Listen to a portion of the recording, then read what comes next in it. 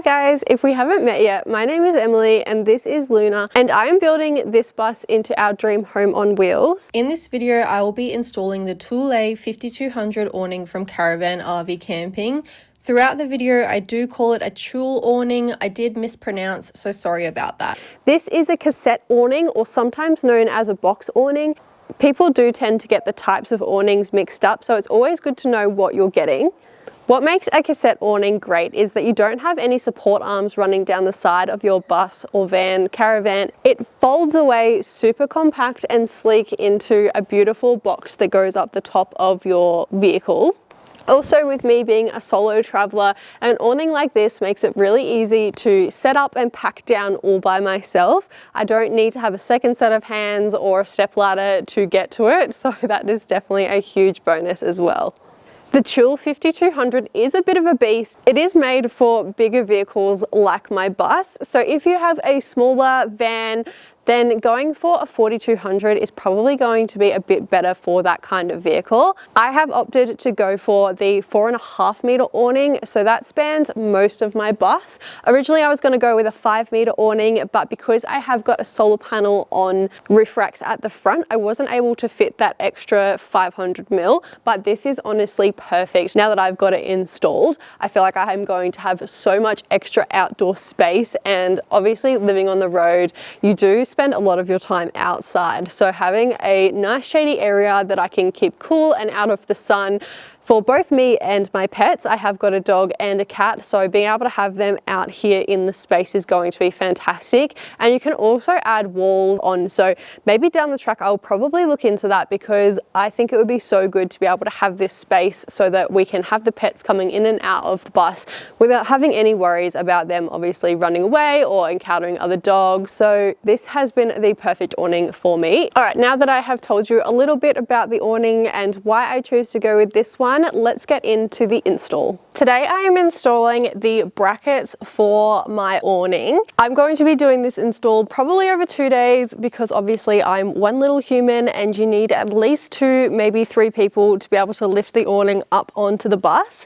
So I need to wrangle a few extra hands to do those bits, but what I can do in the meantime is get it all ready to go and have the brackets up, and as soon as I can get extra hands, I'll be able to put the awning on the bus. So the first thing that I have done is I've gone along the bus and cut out a piece of cardboard that is the exact length of my awning. So I have the 4.5 meter awning that will basically start from right here on the bus and then go all the way down to almost right at the end down there. I just wanted to make sure that the awning would fit perfectly on the bus with the solar panel with the roof racks at the front here, if I needed to move those forwards before getting into the install, but thankfully it fits perfectly, so that's super exciting. The awning comes with these flat mount brackets, so they're mainly for flat walls like a Caravan. Because my bus has got a curved roof, as well as a lot of vans that have curved roofs, I have ordered separately 15-degree awning brackets. So these still have the same locking mechanism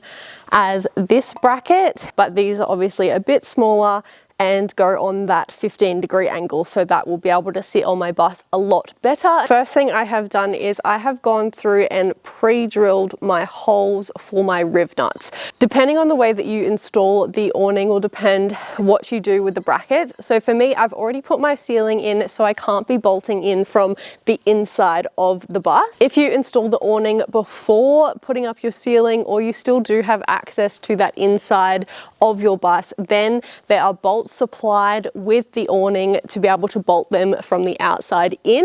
But for me, I cannot do that, so I am installing riv nuts into these holes, and then a bolt will go through this to secure it all in place. But I will show you exactly how I do all of that. After pre-drilling the holes for the riv nut, I now need to measure out and mark where each of the brackets are going to go on the bus. So depending on how long your awning will depend on how far apart you need to put your brackets. So make sure to refer to the user manual to see exactly where you need to place your brackets on your vehicle when you're installing your awning.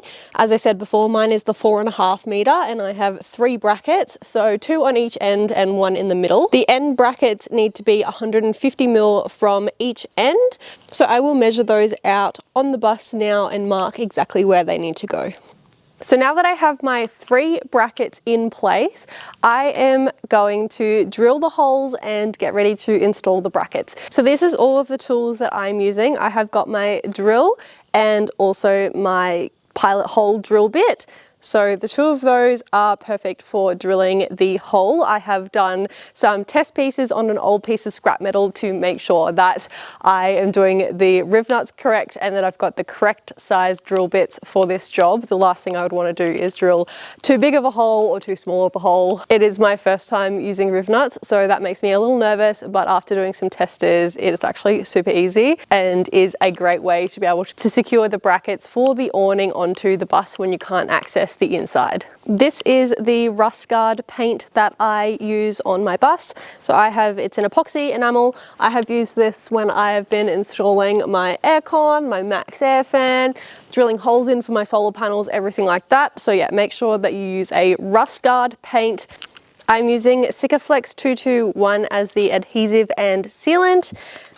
And this is my riv nut gun. So I am using M8 riv nuts with an M8 bolt. So essentially how this works is the riv nut gun gets squeezed tight once the riv nut is in there, which seals the riv nut in. And then once this little riv nut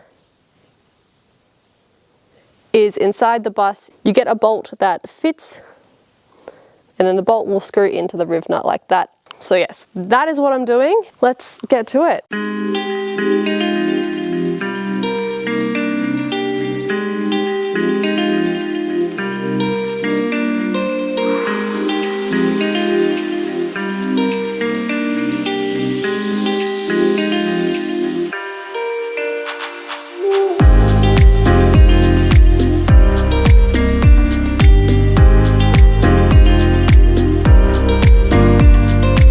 Okay, now that I have the holes drilled and perfectly aligned for the riv nuts, I'm going to take this off, clean up all of the metal shards, and then paint with the rust guard into the holes to protect that metal. And then I will do that for each of the holes, wait for the paint to dry, and then I'll show you the next steps. Now that the paint is dry, it is time to install the riv nuts and then the brackets. So what I'm going to do is install the riv nut directly into the bus and then bolt the bracket into the riv nut.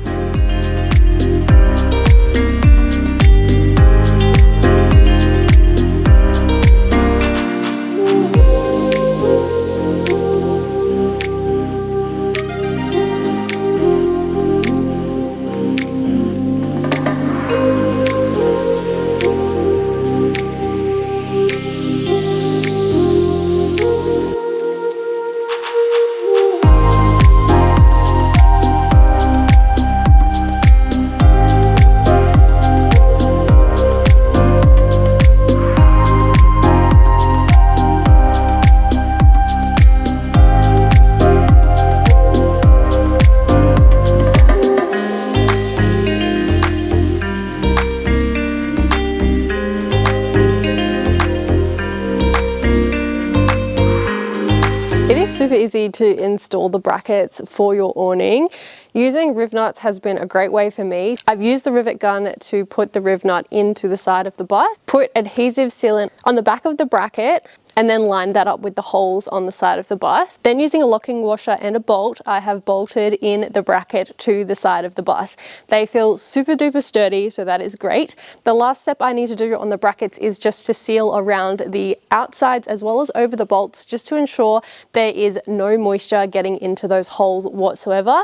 When it comes to me, I feel like more sealant, the better, to reduce leaks and rust. So they are all done. We have 1, 2, and 3 all the way down the end there, ready for the awning whenever I have an extra set of hands. I have just had some friends come out to help me lift the awning onto the bus. So it is sitting on the brackets at the moment. It's been screwed in from the bottom, but I am going to add some extra screws going straight through the back of the awning into the brackets just to make sure it is nice and secure.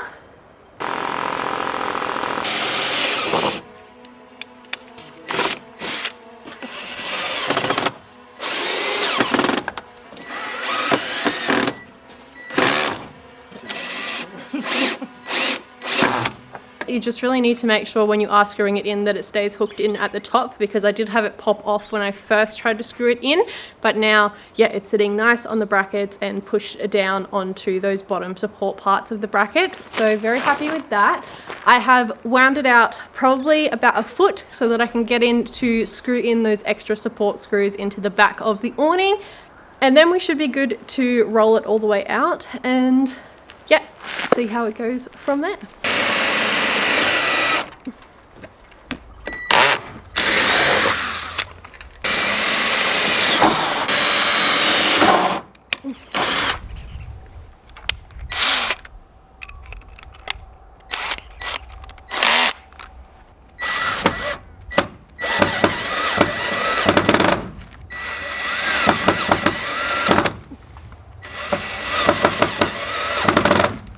Okay, the awning is all secure. Now is the moment of truth to wind it out and see how it goes. But the day is pretty much over. The sun is setting. So let's wind this out and then I'll come back tomorrow and I'll show you through all of the features of this beautiful Thule awning.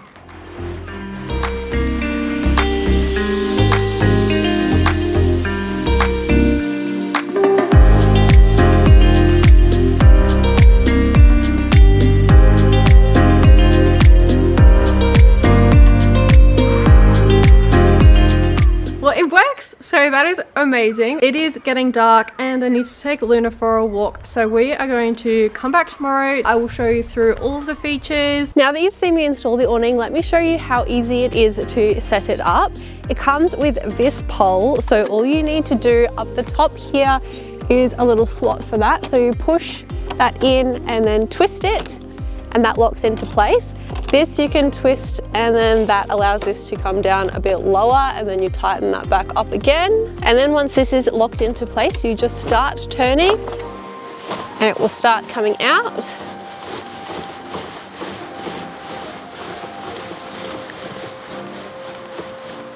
Once it's about a meter out, then you unclip the legs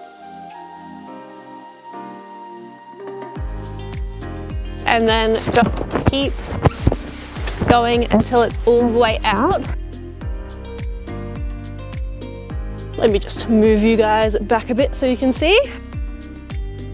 So that is it, fully extended. Once it's up, then it's time to adjust your support legs. Once you've got your support arm to the height that you want it to be, then all you need to do is clip this up all of the way. I did have a mini frustrated meltdown, honestly, trying to figure out how to use these.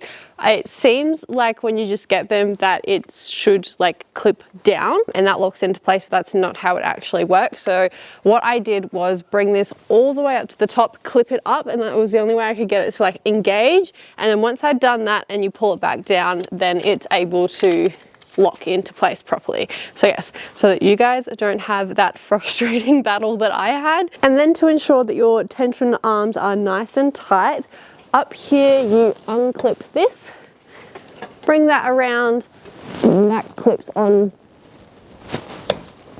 there, so that helps them stay nice and sturdy. You can also install anti-flap kits in super windy conditions as well, if that's something that you choose to add to your awning too. When you're installing your awning, if you're also not happy with the pitch, so I have mine set at standard, but you can change the pitch of your awning by pulling off this cover here. And there are bolts and washers. So depending on how much pitch you want your awning to be will depend how many bolts and washers you need to install up here. But I'm not doing that. There are the instruction manuals to show you exactly how to do that on there. And there you have it. That is the Thule 5200 awning all installed on my bus. I got this from Caravan RV Camping. So head on over to their website and use the code AWE30 to get $30 off your order over $300. I cannot wait to hit the road very soon and be lounging out in my beautiful outdoor area in the shade while traveling Australia. Make sure to subscribe to follow along on the journey, and I will see you in the next one.